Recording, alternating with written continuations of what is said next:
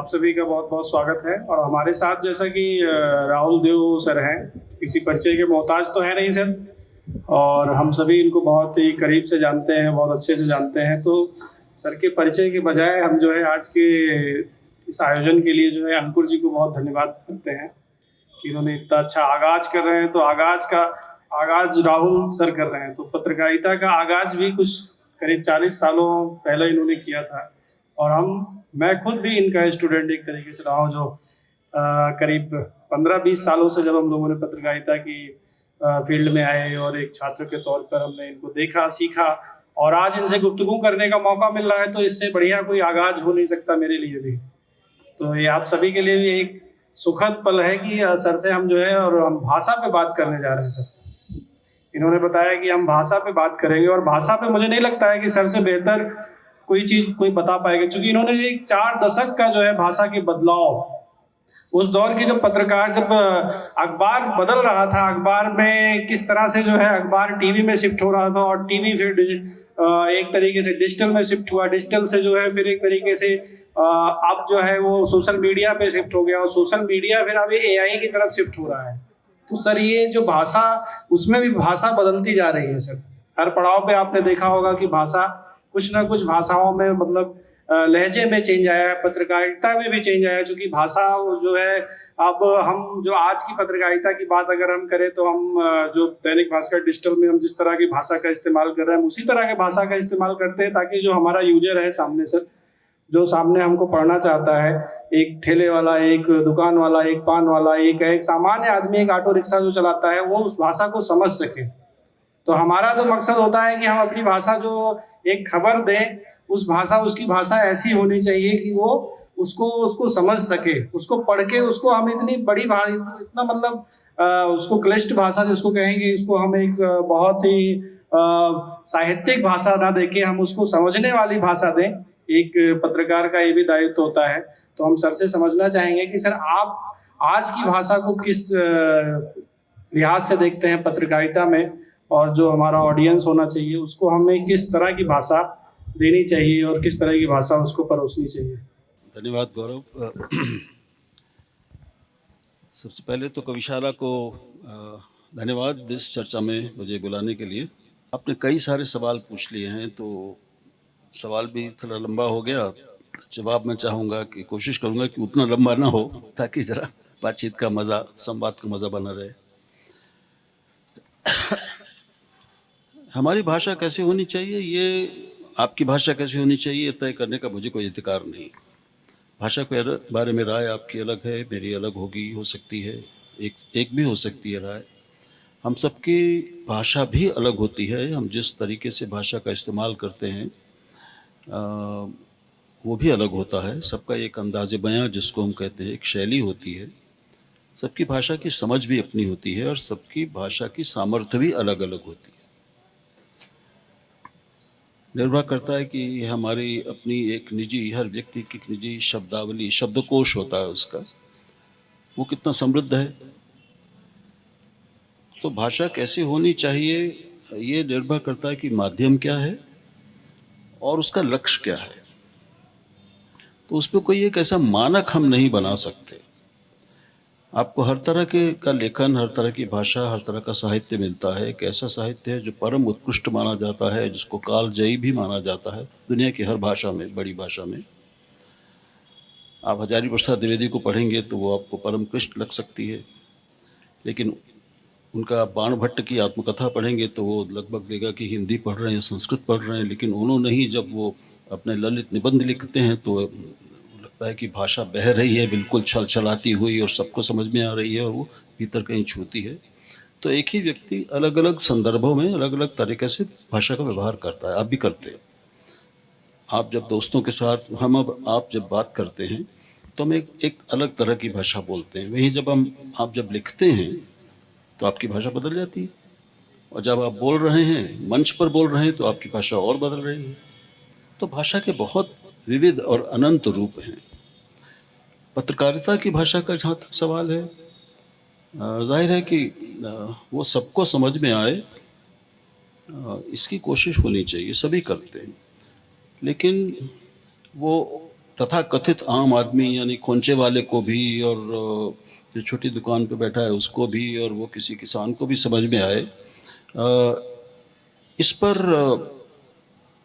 थोड़ी और इसको गहराई से समझने की ज़रूरत है। आमतौर पर एक ये भ्रम हम हिंदी वालों के दिमाग में कुछ ज़्यादा बैठाया गया है कि आम भाषा का मतलब होता है कि बिल्कुल सड़क की भाषा। सड़क की भाषा कौन चाहता है, कौन इस्तेमाल करता है? सड़क की भाषा आप कितनी भी कोशिश कर रहे नहीं कर सकते। आप पत्रकारिता के भीतर भी जब आपको कोई एक गंभीर बात कहनी है, विचार व्यक्त करना है, तो आप उसको उस भाषा में व्यक्त नहीं कर सकते जिस भाषा में आपको, मान लीजिए एक सब्जी की दुकान का विवरण लिखना है, या आप कहीं गए आपको यात्रा विवरण लिखना है, हजरतगंज में गंजिंग करते हुए हमारा क्या अनुभव हुआ, इसकी भाषा अलग होगी। लेकिन अगर आप कोई विचार व्यक्त कर रहे हैं उसमें गंभीरता की ज़रूरत है, गंभीर भाषा हो जाएगी, अपने आप हो जाएगी।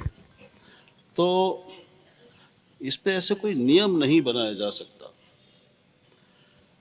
इतना ध्यान रखना चाहिए, जब मैं भ्रम की, गलतफहमी की बात कर रहा था, कि भ्रम यह है कि जो आम लोग हैं वो एक ख़ास तरह की बहुत ही सस्ती किस्म की और बाजारू किस्म की भाषा ही समझते हैं।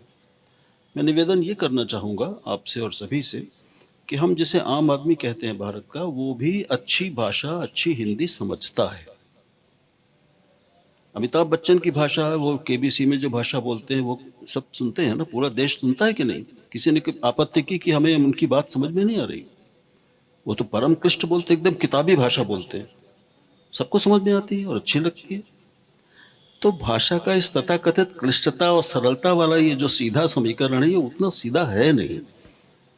और हम बिना एक व्यापक सर्वेक्षण किए ये तय कर लें कि हम जानते हैं कि तुमको कौन सी भाषा चाहिए, ये थोड़ी हमारी नादानी हो जाएगी। ये सही कह रहे हैं सर, बिल्कुल सही कह रहे हैं कि जो भाषा है वो भाषा कभी सरहदों को भी पार कर जाती है भाषा। जो मैंने देखा, अभी एक गाना आया हुआ है और वो धुरंधर फिल्म का गाना है, उसकी जो अक्षय खन्ना उस पर डांस कर रहे हैं और उसका गाना क्या बजता है मैं तो अभी तक नहीं समझ पाया। उसकी ओमान का गाना किसी म्यूजिक कंपोजर ने उसको लिखा हुआ है सर, और वो भाषा इंडियन फिल्म इंडस्ट्री में इस्तेमाल होता है, उस पर हर कोई झूम रहा है। आजकल शादियों का मौसम है, शादियों में भी बज रहा है, खूब डांस हो रहा है।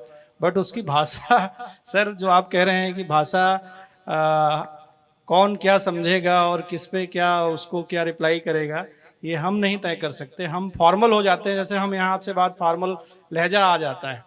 बट जो ऑडियंस है, जो देख रहा है, आज चूंकि वीडियो का ज़माना है तो वीडियो पे कोई कहीं किसी को बाध नहीं सकता। उस पर तमाम तरह की रीजनल लैंग्वेज, दूसरे देशों के म्यूजिक, सब कुछ आ रहा है, लोग सब समझ रहे हैं। मुझे लगा ऐसे कई बार लगता है, आपको भी लगता है? अगर आप गौरव मुझे बुरा ना माने, बुरा आपको शायद थोड़ा लगेगा, लेकिन ये मेरी मजबूरी है और मेरा, क्योंकि ये मेरा कर्तव्य है। मैं आपकी अभी भाषा, आपने जो बोला मैं उसी से शुरू करता हूँ। आपने कहा, आपने लैंग्वेज शब्द का 3-4 बार इस्तेमाल किया, 3 या 4 बार आपने बट कहा शुरुआत, बट ऐसा। तो ये बट किस हिंदी का शब्द है? क्या बट के लिए, लैंग्वेज के लिए हिंदी के पास शब्द नहीं है कि नहीं? आपके पास भी है, हमारे पास भी। लेकिन अब सुन लीजिए, ये क्या है कि ये हिंदी नहीं है। मैं इसको, आप जो बोल रहे हैं ये इंग्लिश है। आपने किसी अंग्रेजी के पत्रकार को, अंग्रेजी के किसी एंकर को, आप जो इंग्लिश चैनल से इतने, उनको ऐसी अंग्रेजी बोलते सुना है जैसे हिंदी के पत्रकार हिंदी बोलते हैं? भाषा तो दोनों भाषाएं हैं, दोनों की बराबर की महिमा है, बराबर की गरिमा है, बराबर की प्रतिष्ठा है। और हिंदी तो हमारी प्रतिष्ठा, हमारी पहचान है, हम हिंदी वालों की। अब संयोग से मैंने अंग्रेजी पत्रकारिता शुरू की थी और दोनों में काम चलाऊ जानकारी, ज्ञान है मुझे। तो ये फ़र्क आप देखेंगे तो ये मान लेना कि हिंदी का आम आदमी लेकिन नहीं समझेगा, किंतु परंतु या पर नहीं समझेगा। पर से सरल तो कुछ नहीं है, लेकिन हमारे मुंह से ये जो निकल रहा है, इसको हम ये कहें कि यही आम आदमी की भाषा है। वो भाषा बोलने में गड़बड़ है, वो क्लिष्ट हो जाती है, लैंग्वेज बोलने में आसान हो जाती है। या हम शिक्षक कहने में वो कठिन हो जाता है, वो टीचर आसान होता है, छात्र बहुत ही कठिन है, क्लिष्ट है, और स्टूडेंट सरल है। ये तो कोई बात नहीं हुई, ये कोई तर्क नहीं है। हमें बहुत सावधान होना पड़ेगा, विशेष तौर पे पत्रकारों के लिए, क्योंकि उनका काम ही है भाषा के माध्यम से चीज़ों को व्यक्त करना, कि वो अपनी भाषा के प्रति बहुत सतर्क हों। हम केवल भाषा के प्रयोक्ता नहीं हैं, प्रयोक्ता को आपने यूज़र कहा, मैं कहूँगा इस्तेमाल करने वाले। प्रयोक्ता कौन यहाँ ऐसा होगा जिसको प्रयोक्ता शब्द, प्रयोग शब्द का अर्थ नहीं मालूम, प्रयोक्ता नहीं मालूम, उपयोग नहीं मालूम, इस्तेमाल नहीं मालूम। तो ये जो एक हमारे अवचेतन में दबाव है कि अपनी हिंदी को उसमें अधिक से अधिक अंग्रेजी के शब्द ठूंसे हम, तो शायद कुछ ज़्यादा प्रभावशाली भाषा बनती है। ये बहुत भयानक एक गलतफहमी है, और इससे कुल मिला के हिंदी की ताकत कमज़ोर हो रही है, हिंदी की प्रतिष्ठा कमज़ोर हो रही है, और हिंदी को एक बहुत बड़ा खतरा है। इंग्लिश हिंदी को खाए जा रही है। ये दूसरी भाषाओं के साथ भी हो रहा है, क्योंकि वो अंग्रेज़ी बनाम भारतीय भाषा की जब बात आती है तो अंग्रेज़ी वहाँ होती है और हर भारतीय भाषा नीचे आ जाती है। हमारे प्रयोग के कारण ऐसा हो रहा है। भाषाएं तो दोनों बराबर की शक्तिशाली हैं, हर भाषा शक्तिशाली होती है। तो पत्रकारिता, चाहे वो ऑनलाइन पत्रकारिता हो, टीवी पत्रकारिता हो, या वो लिखित पत्रकारिता हो, भाषा केंद्रीय तत्व है उसका। और आपकी उत्कृष्टता, आप कितने अपनी बात को पाठकों या दर्शकों को पहुंचाने में सक्षम होते हैं, इसमें आपकी भाषा कितनी अच्छी है और कितनी, मैं कहूँगा, मिलावटी है, इसका भी एक असर पड़ता है। तो कुल मिला के हम अपने को भी और अपनी भाषा को भी थोड़ा नीचे खींच रहे हैं। हमारा काम है उसको ऊपर उठाना है। हमें लोगों को एक बेहतर भाषा देनी है, अच्छे शब्द देने हैं। तो भाषा के बारे में मैं थोड़ा सा, लोग कई बार शुद्धतावादी कहते हैं, मैं शुद्धतावादी नहीं हूँ। मैं शुद्ध हिंदी की और शुद्ध अंग्रेजी की बात नहीं करूँगा, लेकिन अच्छी भाषा का हिमायती हूँ। ये ठीक बात कह रहे हैं सर, कि जैसे हमारी भाषा जो है बेसिकली मिलावटी भाषा हो गई है। इसको हमने ऑब्जर्व किया अभी बातचीत में, कि जो हम लिखते हैं और हमारे बोलने में, दोनों में फ़र्क होता है, फ़र्क आ रहा है। हम जो लिखते हैं, जो चीज़ें लिख रहे हैं, वो दूसरे उसको हम सोचते हैं शुद्ध हिंदी में हो, और जो हम बोलते हैं तो हमारे उसमें कहीं ना कहीं जो इंग्लिश की मिलावट आ गई है। देखते, सुनते, बोलते, बात करते, वो मिलावट आ चुकी है। बट इस बात को हम और आगे बढ़ाते हैं सर, जो सर कह रहे हैं उसको और आगे बढ़ाते हैं, कि जैसे हमें कई बार लगता है कि हम आज जैसे सर अभी आए यहाँ पे, खाना सोच रहे थे, पूछ रहे थे, बात कर रहे थे कि क्या यार यहाँ पे क्या चीज़ अच्छा मिलता है। तो हम मैं भी कहीं जाता हूँ तो थोड़ा सा क्यूरियोसिटी होती है कि इस शहर में क्या मिलता है, क्या खाते हैं, क्या। बट हमारे अंदर वो क्यूरियोसिटी नहीं रहती है, या हम वो चीज़ नहीं ढूंढते, खोजने की कोशिश नहीं करते हैं कि यार यहाँ की भाषा क्या है। किसी भी शहर, क्या ये पूछने की जरूरत होती है किसी शहर में जाके कि यहाँ की भाषा क्या है? नहीं, सुनते हैं, देखते हैं, उसको समझने, या हमारी उसमें ललक नहीं होती है। हम उसको जानने समझने की कभी हमने देखा नहीं किसी को कोई कोशिश करे कि अवधी एक भाषा है। अवधी, भोजपुरी बहुत बड़े कैनवास पे आ चुकी है सर, बट वो अवधी का कैनवास जो है आप देखेंगे तो बहुत सिमट गया है। मुझे कई बार ऐसा लगता है आप ज़्यादा बेहतर अच्छा बता पाएंगे। भाई क्या है कि मेरी बत्ती जो है थोड़ा सा बट सुनकर बत्ती गुल हो जाती है मेरी बार बार, तो मैं ये माफ़ी चाहता हूँ। ये बट नहीं, लेकिन लेकिन लेकिन बोलते हैं। बहुत सारे शब्द हैं, और हिंदी के पास अंग्रेजी की तुलना में इस भाव के लिए और इसके प्रत्यय के लिए कई ज़्यादा शब्द हैं। हिंदी अंग्रेजी से यहाँ पर ज़्यादा समृद्ध है, लेकिन वो सारी समृद्धि नष्ट हो जाती है जब हम एक दूसरी भाषा का ऐसा शब्द ले आते हैं जिसकी हमें ज़रूरत नहीं। उसकी ज़रूरत अंग्रेज़ी में है। आप चाहें तो हम अंग्रेज़ी में बात कर सकते हैं, मुझे सहर्ष करूँगा, लेकिन फिर उसमें हिंदी नहीं आएगी।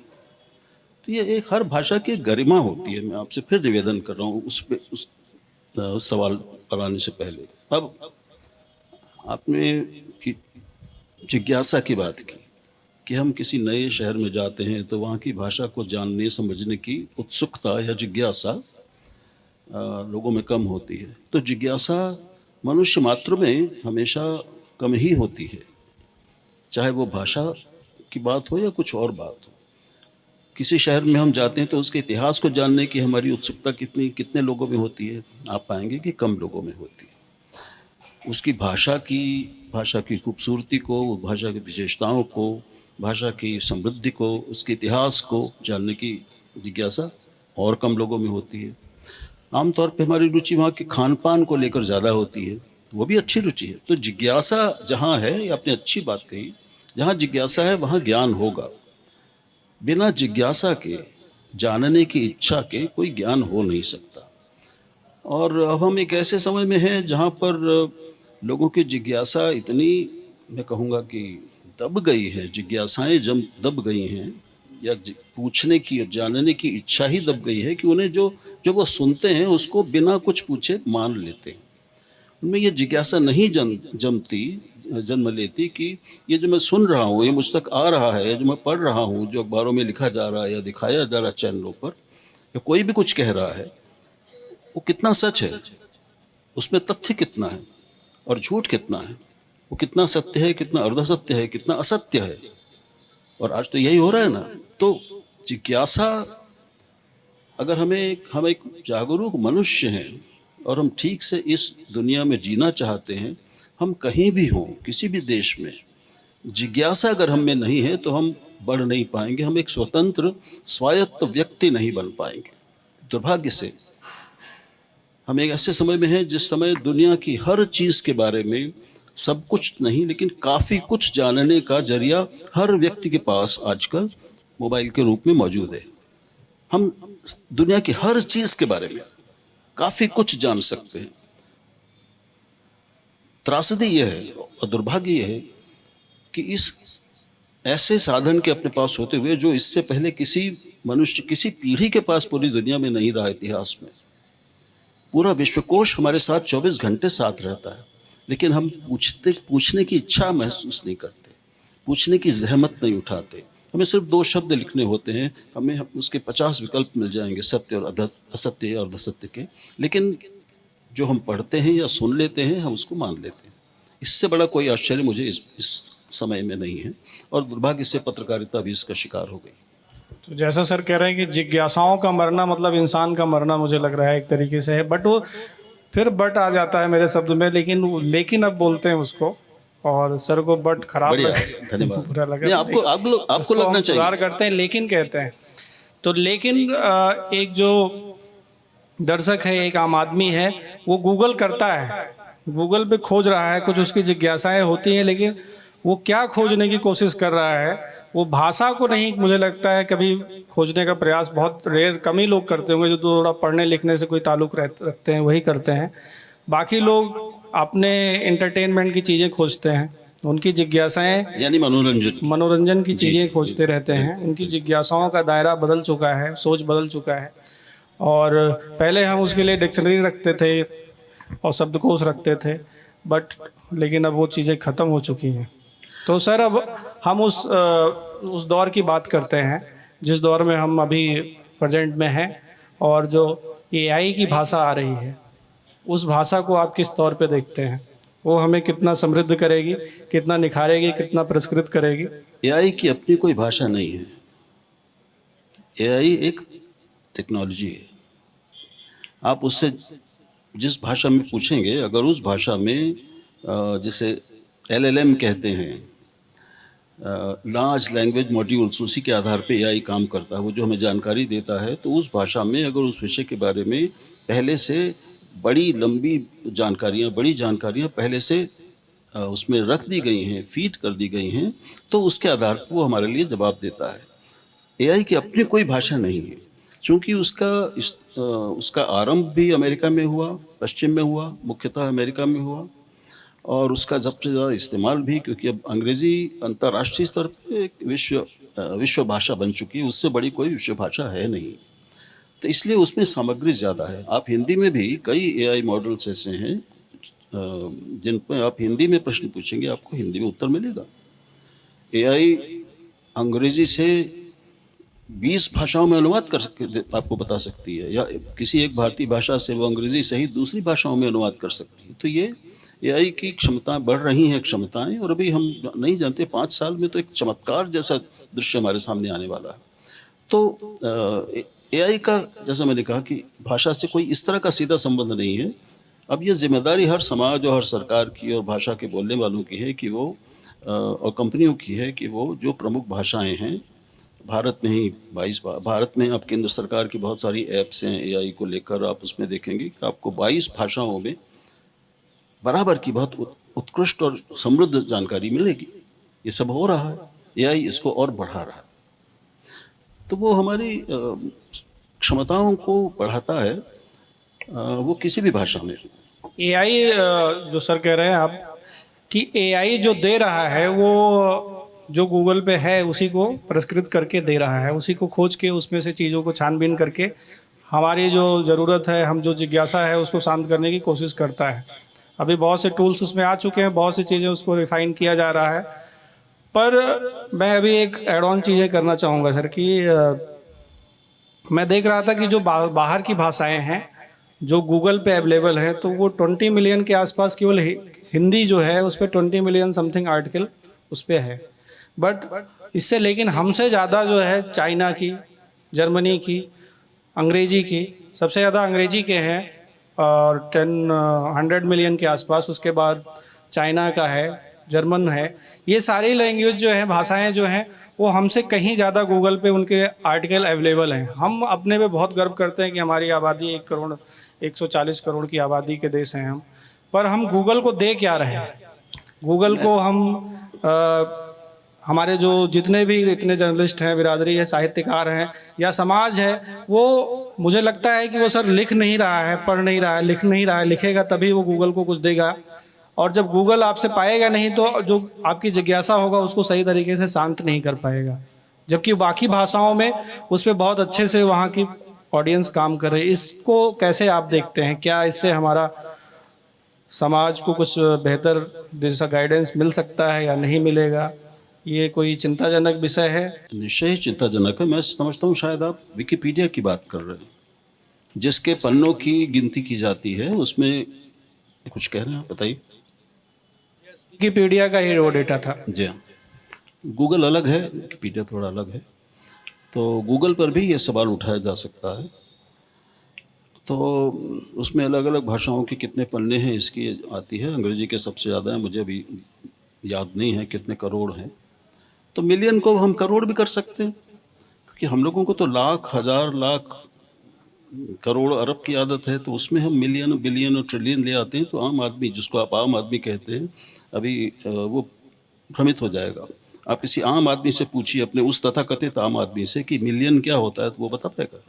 भाषा सर मिलियन नहीं, मैं भाषा की बात नहीं कर रहा हूँ, मैं ये भाषा से जोड़ा है। ये मिलियन जानता है क्या भारत का हमारे, आवाम? मुझे लगता है जितने पब्लिक है यहाँ पे, ऑडियंस है, वो समझ रही होगी। अब यहाँ तो सब लोग जानते होंगे, अभी बाहर जाइए तो आम आदमी नहीं है, तो विशिष्ट आदमी बैठा हाँ, है। तो उनसे फिर करोड़ में बात करेंगे। तो पहली बात ये कि एक भारतीय के नाते आप एक हिंदी भाषी अपने को मानते हैं कि आप अपने को हिंदी भाषी नहीं मानते? अगर आप मानते हैं तो हिंदी के प्रति कोई जिम्मेदारी महसूस करते हैं? बिल्कुल, जिम्मेदारी तो है ही तो है। क्या उस जिम्मेदारी, हम सब की यह जिम्मेदारी है, आपकी भी, और हम और आप चूंकि प्रसारक हैं, हम संप्रेषण का काम है, ये धंधा है, तो एक अच्छी भाषा की उम्मीद हमसे स्वाभाविकतः बनती ही है ही। हम आम आदमी से बेहतर भाषा बोलेंगे, ऐसी अपेक्षा होनी चाहिए अपने आप से हमको, और समाज को भी है। हिंदी के पन्ने इतने कम क्यों हैं? हिंदी की जानकारी इतनी कम क्यों है? मैं नहीं जानता कि आप किस तरह के पन्नों की बात कर रही हैं जानकारी की। जैसे आप हिंदी साहित्य को लेकर इंटरनेट पर इतनी सामग्री मौजूद है, आ चुकी है और लगातार बढ़ती जा रही है कि उसकी गिनती शायद कहीं हो, मैं नहीं जानता, लेकिन वो लगातार बढ़ रही है। विकिपीडिया पे भी बढ़ रही है।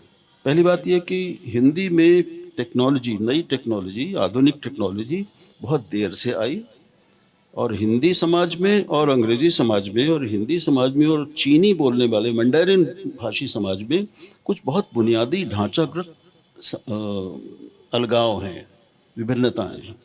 अमेरिका इस आधुनिक टेक्नोलॉजी का जनक है। अमेरिका की अर्थव्यवस्था विश्व की सबसे बड़ी अर्थव्यवस्था है, वो सबसे शक्तिशाली देश है। वहाँ सब कुछ अंग्रेजी में होता है, नई टेक्नोलॉजी भी अंग्रेजी में ही हो रही है। तो एक नई टेक्नोलॉजी की पूरी, जिसे हम शब्दावली है, टर्मिनोलॉजी जिसको कहते हैं, वो वहाँ विकसित हुई है। और जब हम उससे ये सारी जानकारी लेते हैं, टेक्नोलॉजी लेते हैं, तो वो अपने साथ भाषा भी ले आती है, अपनी भाषा ले आती है। हिंदी वाले और भारतीय भाषाओं वाले इस टेक्नोलॉजी और उसकी संभावनाओं के प्रति देर से जगे। वहाँ से नई टेक्नोलॉजी को भारत में आते आते कई साल लग जाते हैं, एक आध बार टेक्नोलॉजी में तो दशक भी लग गए। तो वो हमसे स्वाभाविक रूप से, ऐतिहासिक रूप से हमसे आगे हैं, तो आगे रहेंगे। चीन ने आईटी की संभावनाओं को हमसे 50 साल पहले देख लिया था। उसने पूरा अपना ढांचा विकसित कर दिया, सामाजिक, ज्ञान का और भाषा का और विज्ञान का। इसलिए वो आज अमेरिका को टक्कर दे रहा है, शायद कहीं आगे भी निकल गया एआई में।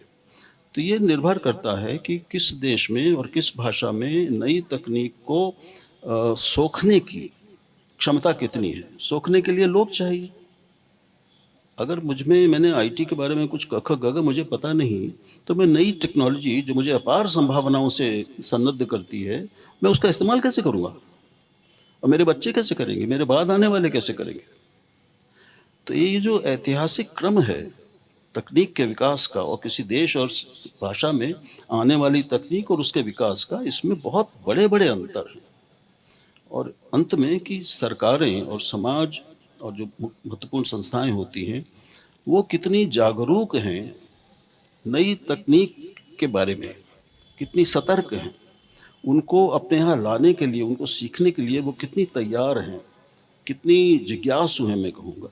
इन पर निर्भर करता है कि किसके पन्ने, किस भाषा में कितनी जानकारी हमको इंटरनेट पर उपलब्ध है। तो ये इन सारी चीज़ों को अगर हम ध्यान में नहीं रखेंगे तो फिर हम समझ नहीं पाएंगे। अंतिम बात, हमारी इस बातचीत में ही ये कुछ शायद लोगों को समझ में आया होगा कि भाषा के संबंध में बहुत ज़्यादा महत्वपूर्ण और केंद्रीय महत्व की बात है भाषा के प्रति हमारा भाव, आंतरिक भाव। हम अपनी भाषा को इज्जत देते हैं कि नहीं, हम अपनी भाषा से ज़्यादा इज्जत किसी दूसरी भाषा को दे रहे हैं, उससे इतना प्रभावित हैं कि अपनी भाषा को बचाने की चिंता करना भी भूल जाते हैं। अपनी जो भाषा, जो सहज, सरल, परिचित, सुपरिचित शब्द हैं, उनको भी हम जब अपनी शब्दावली से निकाल देते हैं, जैसे आज कोई पिता नहीं कहता, सब फादर हो गए हैं, सब माँ नहीं बोलता, कोई मदर बोलते हैं, भाई नहीं बोलता, बहन नहीं बोलता, पति नहीं, पत्नी नहीं, दोस्त नहीं, रसोई कोई नहीं बोलता, कुर्सी मेज कोई नहीं बोलता। ये हो गया है ना।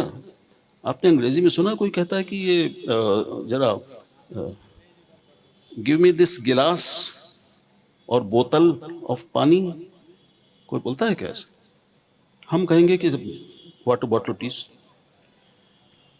तो जब इसको मैं आत्महीनता कहता हूँ, आपको बुरा लगेगा, मैं क्षमा चाहता हूँ, बहुत सारे लोगों को लगेगा, मैं चाहता हूँ कि बुरा लगे, ताकि हमको ये एहसास हो कि हम कितने आत्महीन हो गए हैं कि एक विदेशी भाषा, एक दूसरी भाषा को हमने इतना सर पे बिठा लिया है कि हमारी विरासत, वही जो हमारी अकेली ताकत है, हमें हिंदी ही आती है, हिंदी वालों को, अधिकांश लोगों को, उसको हमने कहीं नीचे दोयम तीसरे दर्जे पर रख दिया है। और हम इतनी तेज़ी से ये अंग्रेजी के शब्दों को और अभिव्यक्तियों को अपना रहे हैं कि अब हमारी हिंदी हिंदी ही नहीं रह गई। हम हिंदी के एक वाक्य सिर्फ हिंदी के शब्दों के साथ बोल नहीं पा रहे। यह गर्व की बात है या शर्म की बात है? और यही भाव इसमें भी प्रतिबिंबित होता है कि हमारे हिंदी में और भारतीय भाषाओं में जानकारी इंटरनेट पर, विकिपीडिया पर, गूगल पे, दूसरे सर्च इंजन पे इतनी कम क्यों है? सर जो कह रहे हैं इससे मुझे भी प्रतीत हो रहा है कि हमें भी आत्मग्लानि हो रही है। सर की बातों से जो एक आत्मबोध होता है, उसका बोध हो रहा है कि हम अपनी भाषा को लेके कितना मतलब उसको उपेक्षित करते हैं, उसको कितना दरकिनार कर रहे हैं आज के समय में। और मैं अंकुर जी से गुजारिश करता कि अगर ये भाषा, सर लखनऊ के रहने वाले सौभाग्यशाली हैं, मैं भी अवध का रहने वाला हूँ, अगर ये भाषा का जो ये हमारा संवाद हो रहा था, अगर इसको हम अवधी भाषा में ही करते तो हम शायद कुछ जो दादी रानी ने पुराने समय में जो बातें, जो ऐसे ऐसे शब्द इस्तेमाल करते थे जो शायद हम खोते जा रहे हैं। कई बार उसको हम कहीं कहीं देखते हैं तो बहुत अच्छा लगता है, सुनते हैं कि का बताई गौरव। हाँ, का बताई सर, हमारे मन की बात कह दी। हमारे मन के बात। लेकिन एक बात बता दूं कि मैं अवध का ज़रूर हूँ, लेकिन चूंकि मेरा दुर्भाग्य से ही, मेरे अपने जीवन का दुर्भाग्य मैं मानता हूँ कि मेरा जन्म भी शहर में हुआ, मैं जीवन भर शहर में रहा, और मेरा जन्म किसी अगर अवध के यहाँ के किसी गांव में हुआ होता तो शायद मुझे अवधी ठीक से आती। अवधी मुझे बहुत प्रिय है, भोजपुरी भी प्रिय है, हर लोक भाषा प्रिय है, लेकिन वो हमें कितने आती है इस पे निर्भर करता है कि हम किस भाषाई परिवेश में हमने जन्म लिया और किस में हम बड़े। मेरे जन्म से, मेरे जो शुरू से बचपन से परिवेश, जो भाषा परिवेश मिला, वो इसी हिंदी, इस मानक हिंदी का मिला, जो दरअसल बहुत कम लोगों की मातृभाषा है। मेरी मातृभाषा दरअसल पंजाबी है, जिसको मैंने सिर्फ जन्म के 3 साल सुना है, लेकिन मैं जानता हूँ वो इतने गहरे मेरे अंदर चली गई है कि मैं कई बार चकित हो जाता हूँ उसको, अचानक वो सामने आ जाती है, जबकि मेरी बातचीत से, मेरी किसी भाव भंगिमा से आप मुझे मेरे पंजाबी होने का अनुमान नहीं लगा सकते, कोई नहीं लगा पाया। तो ये भाषा का सवाल थोड़ा जटिल है। मैं आपको, आपने अच्छी बात उठाई तो मैं अंकुर से ये सुझाव दूंगा और आपको भी सुझाव दूंगा कि हमारे मित्र जो बीबीसी में, इन्होंने बहुत लंबा समय गुजारा है बीबीसी और वहाँ लंदन में रहकर, मधुकर उपाध्याय, उन्होंने अभी अवधी में, शुद्ध अवधी में अपना पॉडकास्ट शुरू किया है। उनको बुलाइए और उनसे बात कीजिए। कुछ और लोग भी कर रहे हैं, रवीश ने भी कुछ दिन पहले भोजपुरी में शुरू किया था, और इन सारी पहलुओं का हमें स्वागत करना चाहिए। मेरी गहरी इच्छा है कि मैं अवधी में बात कर पाऊँ या मैं भोजपुरी में बात कर पाऊँ, लेकिन अब इतनी देर हो गई है कि शायद उसको एक सहज रूप में बोलना मेरे लिए संभव नहीं। कह लिए सर आप, जो है अगर अवधि में बात करे चाहिए तो कह लिए। हाँ बिल्कुल, कोनो दिक्कत ना हो आपको। नहीं दिक्कत होगी, बहुत हल्की फुल्की कुछ मैं बोल सकता हूँ, उससे ज़्यादा मैं नहीं बोल सकता, मैं अपनी सीमाएं जानता हूँ। लेकिन जिस भाषा के पास रामचरितमानस है, जिस भाषा के पास पद्मावत है, वो तो दुनिया की सबसे सशक्त भाषाओं में से एक है, उस पर तो कोई पूछने की जरूरत ही नहीं है। हिंदी में भी ये जो मानक हिंदी, प्रांजल तथाकथित हम लोग शहरी हिंदी बोल रहे हैं, इसके पास भी रामचरितमानस जैसा कोई ग्रंथ नहीं है, देश की किसी भाषा के पास नहीं है। तो जिसकी महिमा ऐसी है, जिसकी समृद्धि ऐसी है, वो आज कहीं पढ़ने सुनने में भी नहीं आती। ये घोर दुर्भाग्य है हमारा, भाषा का तो है। ये दुर्भाग्य ये है कि मैं खुद 5 साल से लखनऊ में रह रहा हूँ, और जब गांव में जाता हूँ तभी वो शुद्ध गांव देहाती जो अपनी भाषा कहते हैं जिसको, उसमें बात कर पाता हूँ। और यहाँ मुश्किल से दिन भर में एक भी व्यक्ति ऐसा नहीं मिलता जिससे हम उस भाषा में मैं बात कर सकूं। बोलने वाले हैं, आप उनको ढूंढिए, वो आपको मिलेंगे। ढूंढते, मतलब ये जो एक सर कह रहे हैं कि एक तथाकथित जिस भाषा को आम भाषा बना दी गई है पूरे देश में, उस भाषा को हम बोलते फिरते अभी भी बात उस भाषा में कर रहे हैं।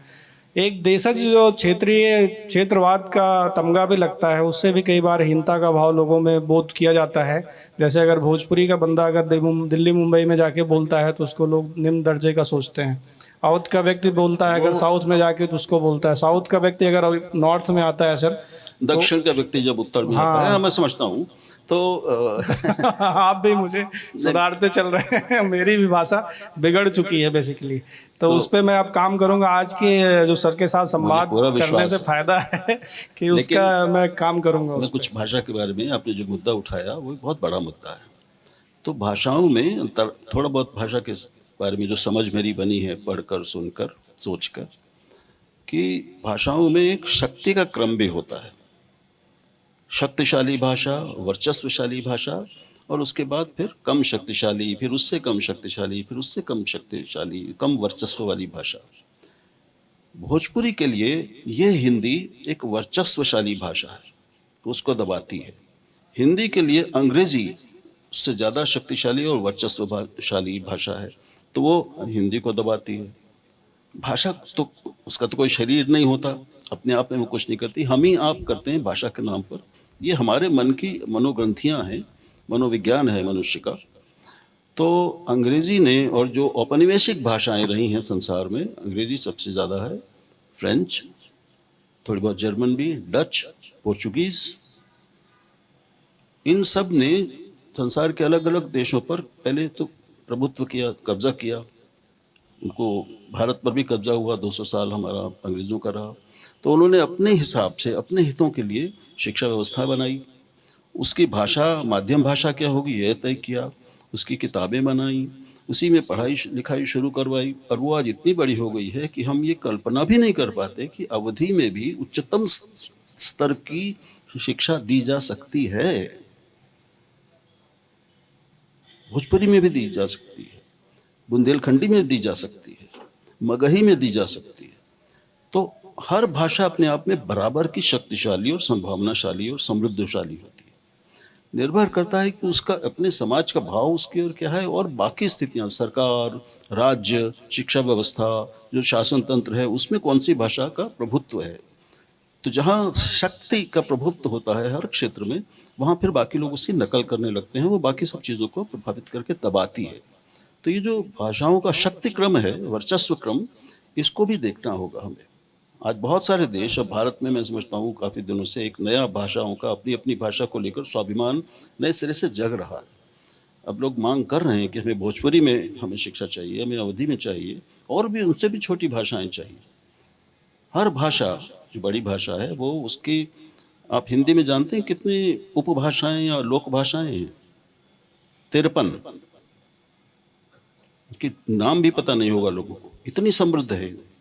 तो हर भाषा एक उपभाषाओं का एक परिवार होती है पूरी।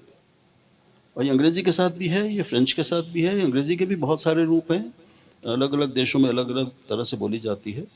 तो ये भाषा थोड़ा एक बहुत जटिल और बहुत विशद मुद्दा है, इसको थोड़ा और गहराई में जाकर समझने की ज़रूरत है। बस ये बात है कि अगर मैं एक व्यक्ति के रूप में अपनी भाषा को प्रमुखता देता हूँ, मैं उसे अंग्रेज़ी या किसी दूसरी भाषा से पहले रखता हूँ, और मैं ज़्यादा उसका इस्तेमाल करता हूँ, उन जगहों पर भी इस्तेमाल करता हूँ जहाँ पर वो पारंपरिक रूप से नहीं की जाती है, तो मैं उस भाषा को बढ़ा रहा हूँ। लेकिन मैं किसी अच्छे तथाकथित 5 सितारा होटल में जाऊँ या जहाज़ पे जाऊँ, तो वहाँ मैं अंग्रेज़ी में बोलने लगूँ, या अंग्रेज़ी नहीं बोल पाता हो तो मैं चुप हो जाता हूँ। आमतौर पर हिंदी भाषी चुप हो जाता है। वहाँ पर अगर आप में इतना स्वाभिमान और हिम्मत, आत्मबल नहीं है कि आप अपनी भाषा में बातचीत की मांग करें कि मुझसे आप अंग्रेज़ी में नहीं हिंदी में बात करिए, या बांग्ला में बात कीजिए, या मराठी में बात कीजिए, मेरी भाषा में बात कीजिए, ये चाहिए। जब तक हम अपनी भाषा की मांग नहीं करेंगे बड़ी जगहों पर, तब तक भाषा आगे नहीं बढ़ेगी। हम मांग नहीं करते, हम चुप हो जाते हैं या अंग्रेज़ी के सामने समर्पण कर देते हैं। एक इसी से जुड़ा एक सवाल है सर, कि भाषा को हम खूबसूरती के तौर पे देखते हैं कि भाषा, जितनी भाषाएं हैं हमारे देश में, विविधताएं हैं, वो हमारी खूबसूरती हैं। पर ये जो वर्चस्व की बात आप कर रहे हैं, तो हमारी भाषा का दुनिया में वर्चस्व क्यों नहीं हो सका? इसका वास्तविक कारण क्या आप मानते हैं? इसके पीछे हमारी सरकारों का नाकामयाबी है, या ये हमारी जनता का दोष है? क्या देखते हैं इसको आप? सबका दोष। ये इतनी बड़ी बात है, या इतनी ढेर सारी भाषाओं का जो सर है वो, सुन लीजिए, समझ गया मैं। तो पहली बात तो ये हमें समझनी चाहिए कि कोई छोटी से छोटी चीज़ भी किसी सिर्फ एक कारण से नहीं होती। ये बोतल यहाँ पर है, इसमें सिर्फ एक ही कारण नहीं है, मैंने उठा के रख दिया, सिर्फ इस कारण से नहीं है। इसके नीचे आधार नहीं होता तो मैं नहीं रख सकता था। हम यहाँ नहीं बैठे होते तो यहाँ बोतल नहीं होती, ठीक है ना?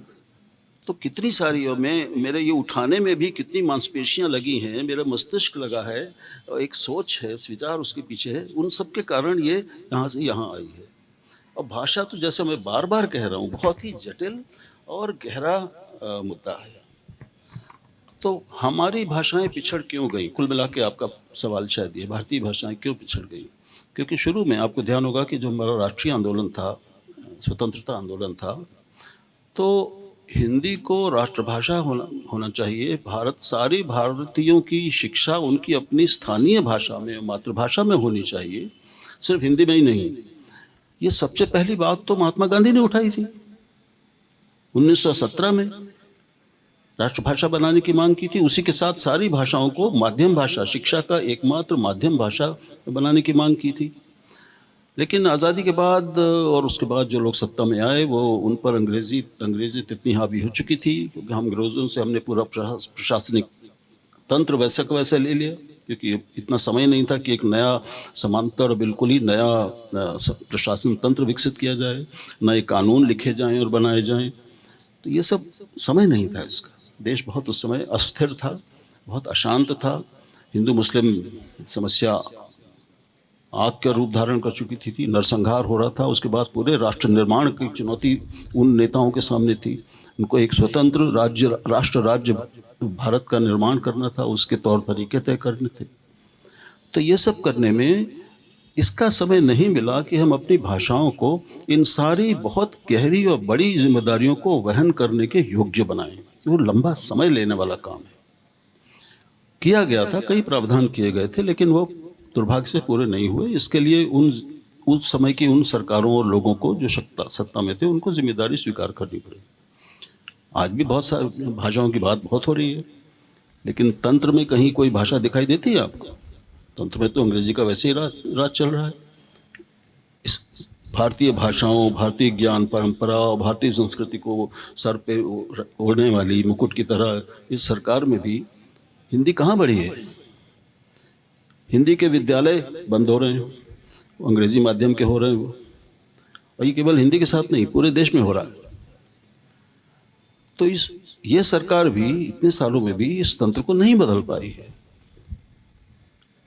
तो निर्भर करता है कि राज्य की इच्छा शक्ति क्या है, परिस्थितियां क्या हैं, देश के सामने और कौन सी चुनौतियां हैं।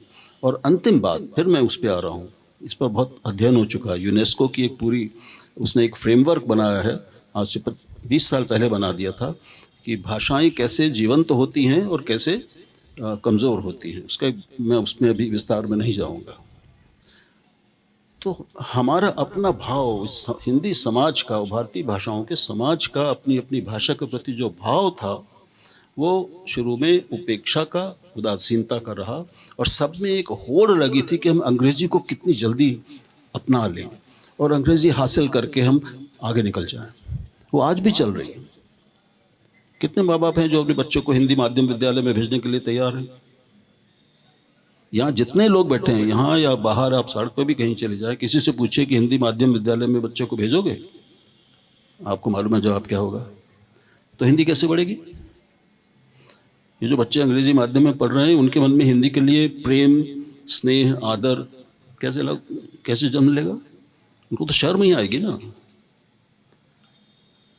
तो हम जो तथाकथित, हम लोग जो अधिकार के क्षेत्र में हैं कहीं पर, जब हमारी अपनी भाषा में हमें अंग्रेजी का प्रभुत्व दिखता है, हमारे बच्चों को भी दिखता है। जब हम माँ और पिता और भाई और बहन नहीं बोलेंगे तो हमारे बच्चे, हम एप्पल बोलते हैं घर में, हम फ्रूट बोलते हैं, हैंड वॉश करो ये बोलते हैं, फेस वॉश करो, फिंगर्स डर्टी मत करो, ये आम हिंदी वाला अपने बच्चों को सिखा रहा है।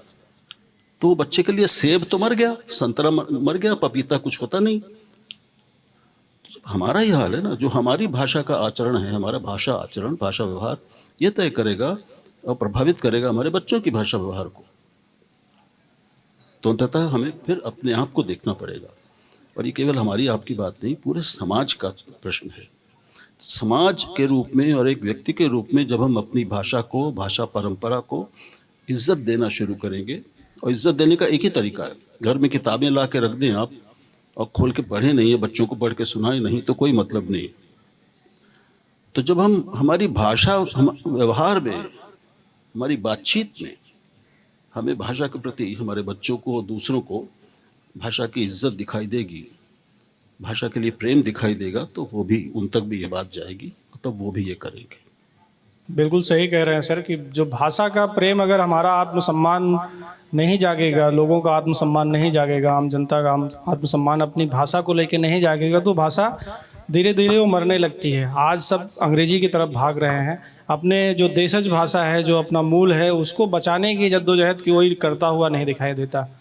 तो ये भाषा का जो फलक है वो बहुत बड़ा है, उसका कैनवास बहुत बड़ा है, पर वो धीरे धीरे मुझे कहीं ना कहीं वो सिमटता दिख रहा है सर इस दौर में। क्योंकि धीरे धीरे नहीं, वो बहुत ज़्यादा आक्रामक तेज़ी से सिमट रहा है। और मैं कम से कम 25 सालों से चिल्ला के कह रहा हूँ, जो भी सुन रहा है, कि सारी भारतीय भाषाओं पर एक बहुत गहरा संकट है। वो प्राणों का संकट है, जिंदा रहने का संकट है, इज्जत के साथ जिंदा रहने का संकट है। आज जो बच्चे, आज पूरे देश में अगर हर बच्चा, हर समर्थ बच्चा जिसको 10,000 जिसकी कमाई है, वो भी अपने बच्चे को तथाकथित अंग्रेजी माध्यम विद्यालय में भेज रहा है। और मैं उनकी थोड़ी बहुत हैसियत, उनकी जो असलियत है वो जानता हूँ। मैं मैं सबसे ये कहता हूँ कि अंग्रेज़ी भारत की और हमारी आपकी व्यक्ति की भी ज़रूरत है। मैं अंग्रेज़ी का दुश्मन नहीं हूँ, मैं अंग्रेज़ी से घोर प्रेम करता हूँ भाषा के रूप में। अंग्रेज़ी हमारे लिए एक बहुत बड़ी और सबसे बड़ी खिड़की है दुनिया को जानने की, दुनिया से जुड़ने की, और दुनिया में जो अंग्रेज़ी में ज्ञान निर्माण हो रहा है उसको प्राप्त करने की और अपने को ज्ञान समृद्ध बनाने की। उससे बड़ी कोई खिड़की हमारे पास नहीं है, क्योंकि हिंदी में या दूसरी भारतीय भाषाओं में वो ज्ञान सामग्री उपलब्ध है ही नहीं अभी। तो मैं किसी से नहीं कहता कि आप अंग्रेजी मत सीखिए। अंग्रेजी में सबसे कहता हूँ हिंदी वालों से, अपने दोस्तों की, अंग्रेजी घोट जाओ, मैं सिखाता हूँ तुम्हें अंग्रेजी। लेकिन अपनी हिंदी की ज़मीन या अपनी जो भी मातृभाषा है हमारी, उसकी ज़मीन को नहीं छोड़ना है। हम खड़े वहाँ रहेंगे, मेरी ज़मीन वो है। मैं अंग्रेजी और किसी भी भाषा में कुछ भी कर सकता हूँ। तो ये भाव चाहिए हमें। अंग्रेजी हमारी ज़रूरत है, हमें उसको सीखना चाहिए, उस पर अधिकार करना चाहिए, लेकिन वो हमारी स्वामी नहीं, हमारी मालकिन नहीं हो सकती। हमारे लिए वो एक उपकरण की तरह रहना चाहिए। उसे हमें उसकी जितनी ज़रूरत है उसका हम उसका इस्तेमाल करें, लेकिन हमारे भाव की, हृदय की भाषा, हमारे आत्मसम्मान की भाषा, हमारे आत्मबोध की भाषा, वो हमारी अपनी भाषा होनी चाहिए। वो हिंदी हो या कोई भी भारतीय भाषा हो। आप अंतर समझ रहे हैं? तो ये भाषा अंततः हमारी चेतना का भी निर्माण करती है, हमारे आत्मबोध का निर्माण करती है। भाषा और भाषा के माध्यम से जो कुछ भी हमारे भीतर आता है वो हमारी चेतना बनाता है। अगर इस स्तर पर हम चीज़ों को और अपने आप को भी देखना शुरू करेंगे तो हम भाषा के प्रति और बहुत सारी चीज़ों के प्रति, जो महीन चीज़ें हैं, उनके प्रति थोड़ा जग जाएंगे, सचेत हो जाएंगे। और इसमें हिंदी पत्रकारों की, मैं सारे भाषाई पत्रकारों की बात करता हूँ, सारी भाषाई पत्रकारिता और अखबारों और चैनलों की बात करता हूँ, उनकी बहुत बड़ी जिम्मेदारी है। दुर्भाग्य से मुझे ये भी बहुत वर्षों से कहना पड़ रहा है कि हमारे अपवादों को छोड़कर हिंदी के अखबार या चैनल वो हिंदी के दैनिक हत्यारे बन गए। वो अपनी भाषा में ठूंस रहे हैं अंग्रेज़ी को इतनी शर्मनाक तरीके से कि क्या कहूँ उनके लिए, अब शब्द बोल नहीं सकता, लेकिन बेहद क्रोध आता है और बहुत क्षोभ होता है। बहुत दुर्भाग्यपूर्ण है। हम सब अपनी अपनी भाषा को, फिर माफ़ी मांगते हुए कह रहा हूँ, बट बोलकर, वाइफ बोलकर, फ्रूट बोलकर, बनाना बोलकर, एप्पल बोलकर अपनी भाषा की हत्या कर रहे हैं। तो एक हिंदी भाषी या सारे भारतीय भाषा वाले जब इस रूप में जगेंगे तब शायद हिंदी के बचने की एक प्रतिष्ठित, बड़ी, इतनी बड़ी, हम दुनिया की तीसरी सबसे बड़ी भाषा हैं, लेकिन औकात क्या है? ज्ञान में हम कहाँ हैं? ज्ञान सामग्री के निर्माण में, ज्ञान निर्माण में हम कहाँ हैं? तो ये बहुत कठिन चुनौती है, ये पूरी सभ्यता की चुनौती है, केवल भाषा की चुनौती नहीं है। एक ऐसी पीढ़ी आपके बच्चों और आपके बच्चों के बच्चों के समय की वो आने वाली है जिसको कोई भारतीय भाषा ठीक से नहीं आती होगी। वो किसी भारतीय भाषा में कुछ भी नहीं पढ़ता होगा, पढ़ेगी, वो सिर्फ अंग्रेज़ी पढ़ती होगी, अंग्रेज़ी लिखती होगी, अंग्रेज़ी बोलती होगी। तो वो कितनी भारतीय होगी और कैसी भारतीय होगी, इसकी आप कल्पना कर लीजिए। ये संकट है, ये जो संकट है, ये विकट संकट है, और ये संकट बढ़ने वाला है। क्योंकि मुझे जो दिखाई दे रहा है, क्योंकि सर जैसा कह रहे हैं कि अब भाषा तो हम बोलते हैं, पर कुछ चीज़ें जो विलुप्त होती जाती हैं। कि हम गांव में जाते थे, मैं अपने गांव का जिक्र करता हूं कि जब मैं गांव में जाता था तो गिद्ध दिखाई देते थे, गौरैया दिखाई देती थी, चिड़िया दिखाई देती थी। कुछ ऐसे पेड़ थे जो विलुप्त हो जा रहे हैं। कुछ ऐसे शब्द जो मेरी दादी बोलती थी, अब वो शब्द मैं अपनी मम्मी से नहीं सुनता हूँ, माता से नहीं सुनता हूँ, पिता से नहीं सुनता हूँ, भाई बहन से नहीं सुनता हूँ। तो वो शब्द भी उन्हीं जीव जंतु की तरह सर विलुप्त हो गए हैं। इस पे एक बात कहने का मन हो आया। हम ही अपनी भाषा के गिद्ध हैं, हम ही वो हैं जिसको गिद्ध खा रहा है। हम आत्महत्या ही कर रहे हैं। हम अपने आत्म की, अपने आत्मबोध की, अपने स्व की भाषा के माध्यम से हत्या कर रहे हैं, उसको छोटा बना रहे हैं, कमज़ोर बना रहे हैं। हम ही गिद्ध हैं और हम ही शव हैं, या होने वाले, हुए तो नहीं हैं। अभी समय है, अभी भारत के पास 1-2 पीढ़ियों का समय है कि वो अपनी भाषाओं को बचा सकता है। उसके बाद वो चाहेगा भी तो नहीं बचा पाएगा। तो अंतिम बात ये कह दूं भाषा के बारे में कि हम लोग के मन में एक अवचेतन में ये विचार रहता है, भाव रहता है कि हम भाषा बोल रहे हैं, मैं हिंदी बोल रहा हूँ, अभी मैं अंग्रेज़ी बोल रहा हूँ, या मैं इंग्लिश बोल रहा हूँ, या मैं मराठी बोल रहा हूँ। दरअसल हमारी भाषा हमको बोल रही है, भाषा हमको बोलती है, हमारी भाषा हमको खोलती है। और जो देखने वाला होगा तो वो हमको 2 मिनट सुनकर हमारी पूरी बौद्धिक भीतर जो है एक्सरे कर लेता है उसका। इसलिए बहुत सावधानी से भाषा बोलनी चाहिए, क्योंकि वो आपकी भाषा दूसरे पर एक जो छाप छोड़ रही है उस पर आपका कोई बस नहीं है। और जो भी, जैसे मैंने कहा, जो समझदार व्यक्ति है, भाषा के महत्व को समझता है, वो हमारी पृष्ठभूमि, बौद्धिक क्षमताओं, हमारी सांस्कृतिक समझ का पूरा एक्सरे हमारी केवल 2 मिनट की बातचीत से कर सकता है। तो भाषा एक खतरनाक चीज़ भी है, वो हमको खोल देती है, उजागर कर देती है। तो हम सभी को अपने आत्मबोध को जगाना होगा और भाषा को सीखना होगा, भाषा को बचाए रखना होगा।